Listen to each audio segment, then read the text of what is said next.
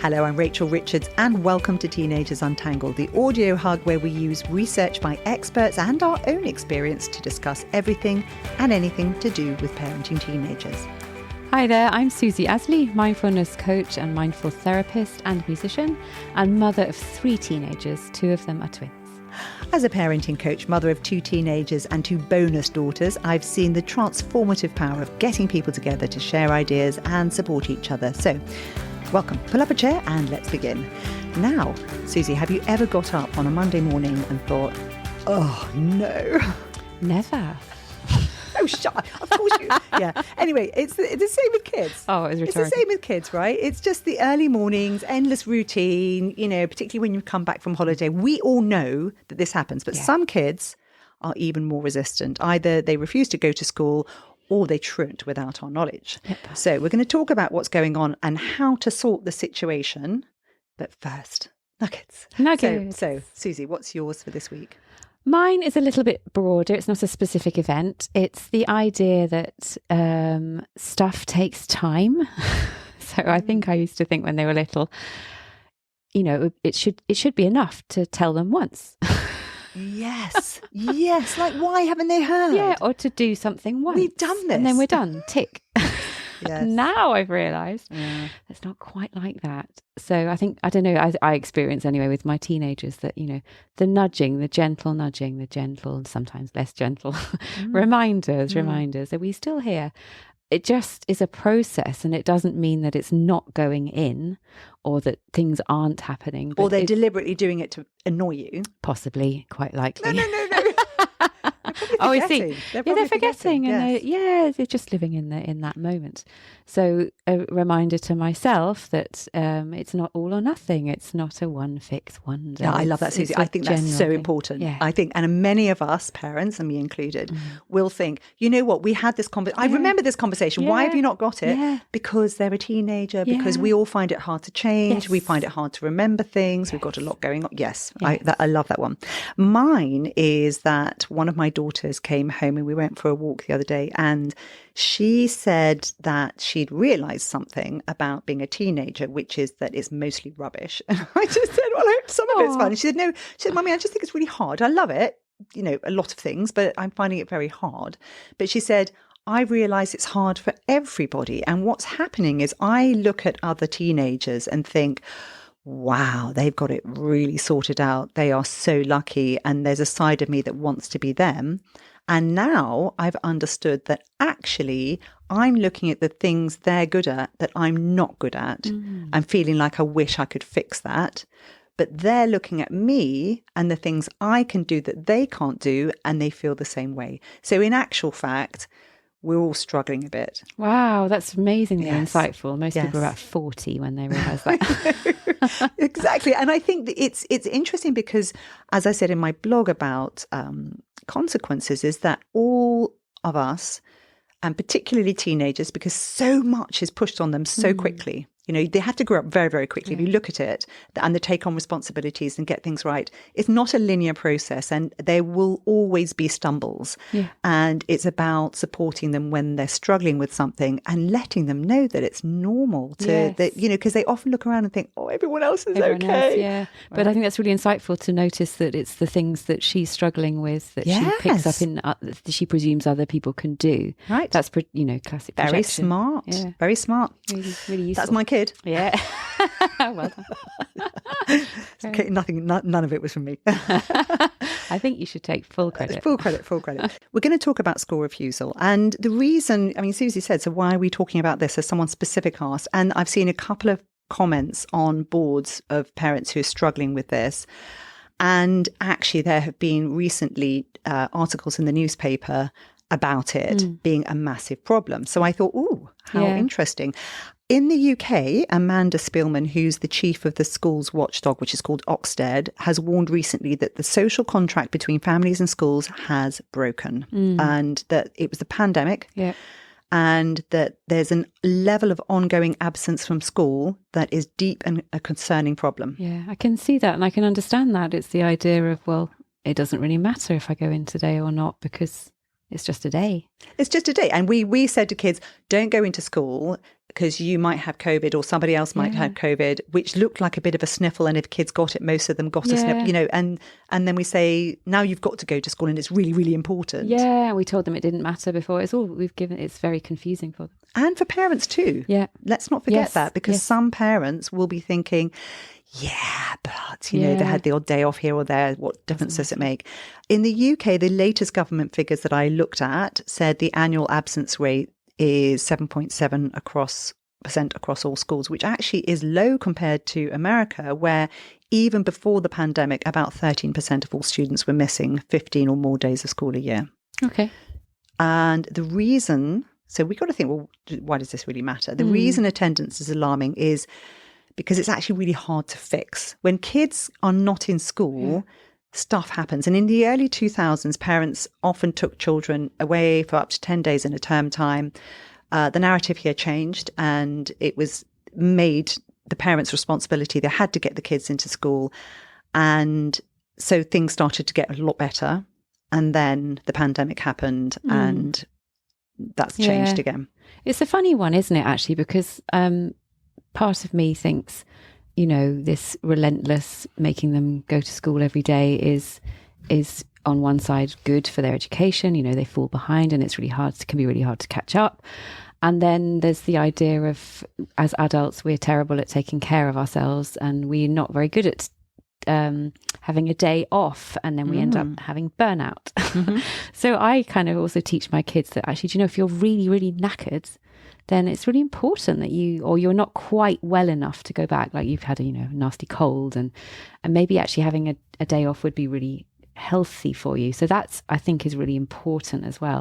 But I guess the school refusal thing is when people get stuck in a loop of being anxious about going into school, and then it becomes a mental health problem and a stressful thing. Yes. I mean, we have to get on to the actual definitions of it. I mean, coming on your point, I do say to my kids, if I see them struggling, I will say, right, you've got to take a break. That said, my philosophy right from day one when they were young was that if they say that they can't go into school or they're not well enough, I say, right, I'll just get the thermometer and we'll check your temperature. Okay. If you've got a temperature, you have to stay home. Yep.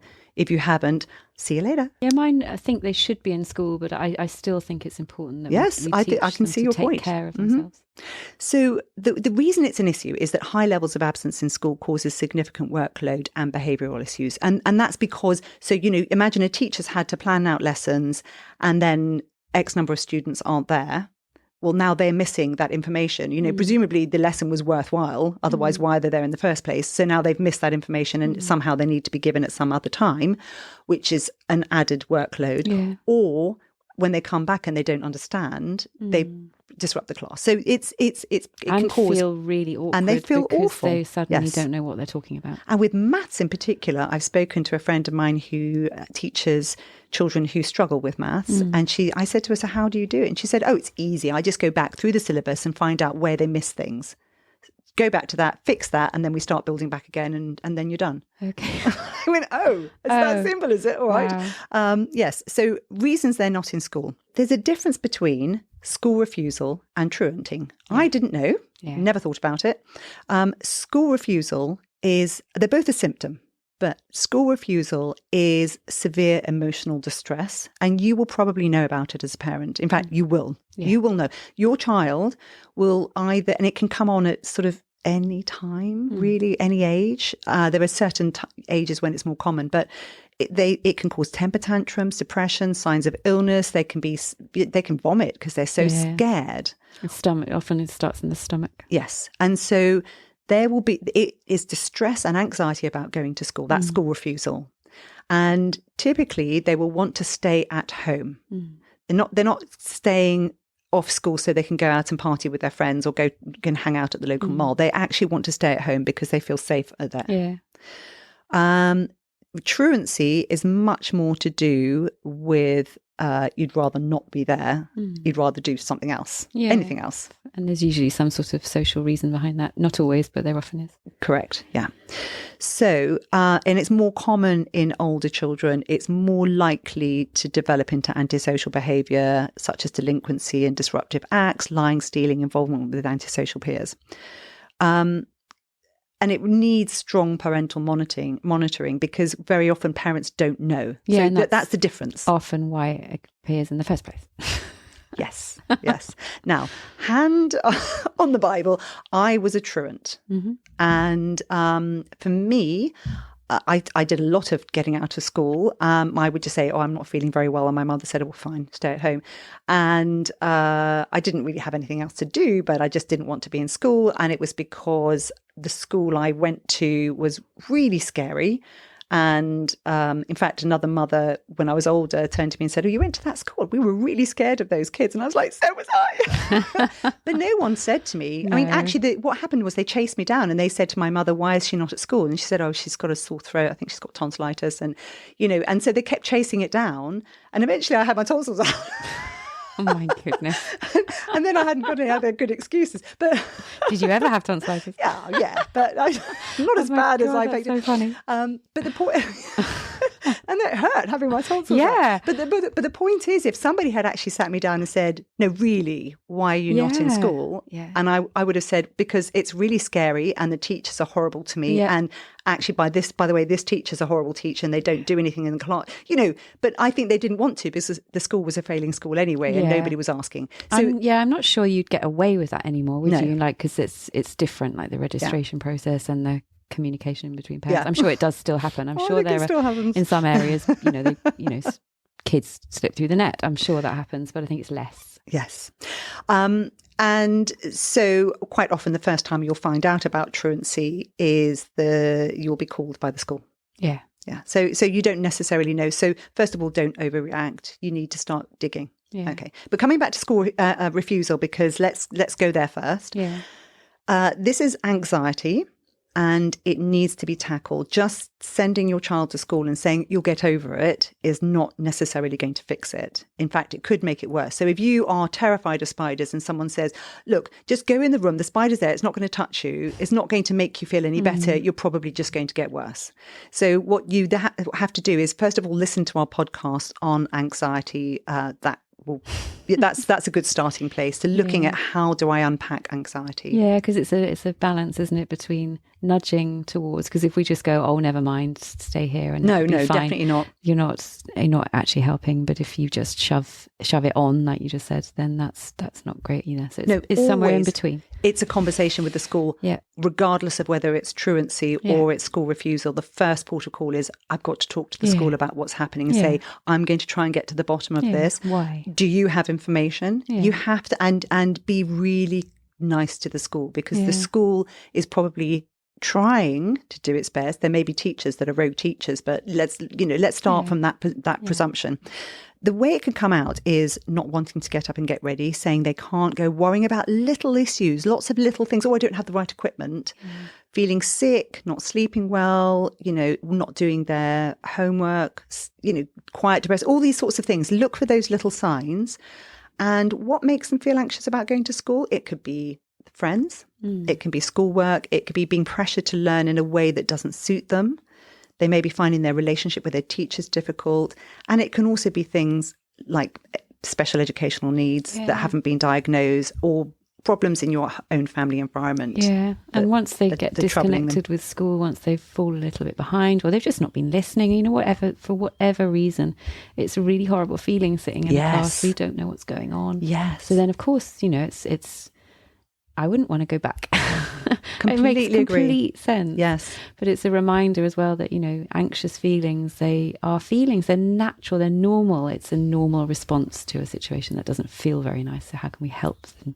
So if you had a child that was refusing, it's a really, really good example you've given where, you can feel you've missed work or you didn't understand it in a classroom. You have to sit child down and say, okay, so actually what's going on? Yeah, unpack it. You can talk to me about it. What is it that's making you anxious? Is it that you don't know the information? How can I help you with that?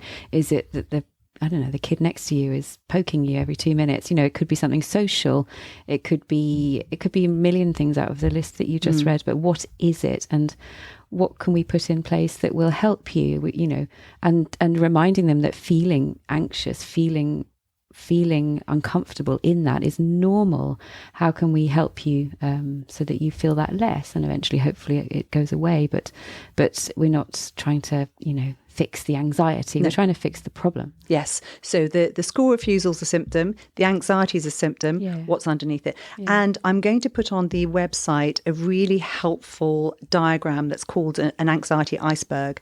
And you may well find it useful because as we've talked about in a lot of these podcasts, teenagers often find it difficult to either express or frame their emotions. Yes. They don't really know what's going on until you give them a chance. So what you can do is you can write, I don't want to go to school at the top, and how they feel about it. What are you experiencing?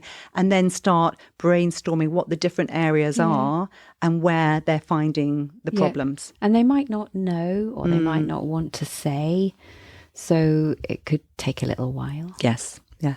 And so if you're coming up against this and you're finding that then they're not coping and you're not being able to get to the bottom of it, CBT can help, calling a therapist, but you do need to be communicating the school. They do need to know that you are actually taking this seriously, and it is that they're anxious about something. Yeah, and you can empathise with them to try and get them to open up a bit. That sounds really hard. That sounds really, I'd hate to be in a class where I feel really anxious. That sounds awful. How can I help you? What can we do to make you feel a bit better? Yes. And there's also another thing that I'll put on, which is a link to making a self-soothe package, where there are some teenagers who, if you create a package of things that give them a chance to calm down. So some of them will go to school and then they just get anxious during the day. I know teenagers who will be in a situation and then they'll feel anxious. Yeah.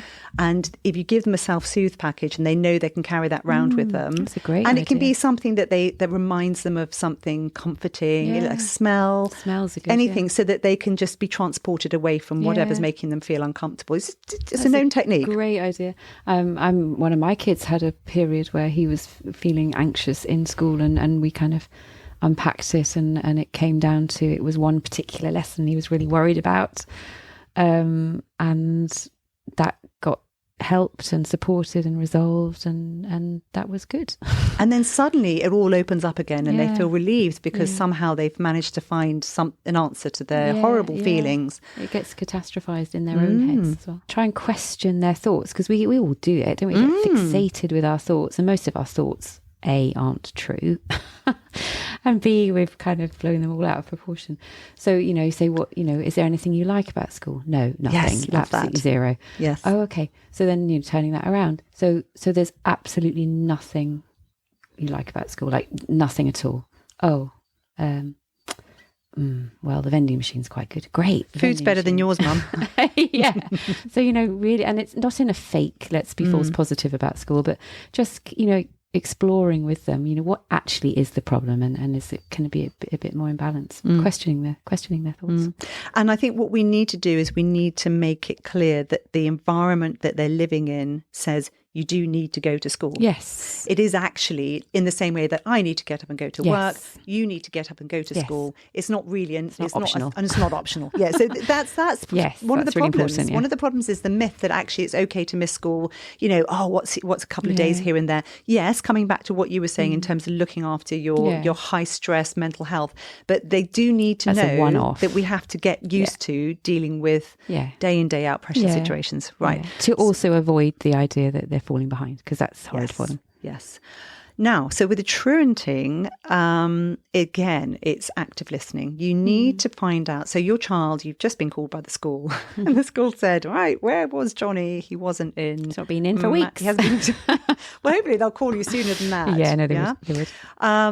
Ask them why they're not going to school and what they did instead. So you can bring it up and just be prepared to actively listen. Don't jump in with your opinion or what they've done wrong. So, what school issues could you be having? Boredom, lack of connection with school teachers or peers, behavioural issues. So, for example, they could have been influenced by peers and want to take risks, push boundaries. But there could have been other major life changes, like moving schools can cause bullying. Yeah. You know, problems there are at other home, things. they feel uncomfortable. A lot of it's problems. It's a lot of it is related to that. I have a very dear friend who used to work with children who had been excluded for various reasons, and you know, there was always a reason for it. Yeah. So if it's related to school, again, take my example, you know, I had this awful teacher. It's probably best not to walk into the school and say, well, my kid's not there because you have an awful teacher. Because that may well not be received in quite the way that you intended it. So it's actually really important to have a meeting and try and hear their viewpoint too. So what's going on in school? How are they checking up on the kids? You know, the movement, because quite often kids miss one particular class. Yes. Or they'll miss whole days. But what are the procedures in terms of letting the parent know that the child isn't there? And how can you build the bridge to get them back in again? And your teenager needs to know that you're all doing the same thing. Yeah. Everyone's on the same page, because my ex might listen to this, that he was quite a very big build young man who was causing problems at school. And his mother, he recounts, took him by the ear and marched him into school and said, this boy, whatever it takes, you can do it. He's going to sit down, he's going to learn in the classes. And he sort of did. Because his parent had actually, who he loved, had said, I'm not going to put up with it. Yeah. And you have my permission to make sure that he's in the class and he's learning. I wouldn't say that's necessarily the right approach, but the point was that he realised that his parent was on board with what the school. It's important that we as parents support the school, or we leave the school. Yeah. If you can't support the way the school's doing things, because that happens, and that has happened to me where I've said, you know, this isn't the right school. Yeah.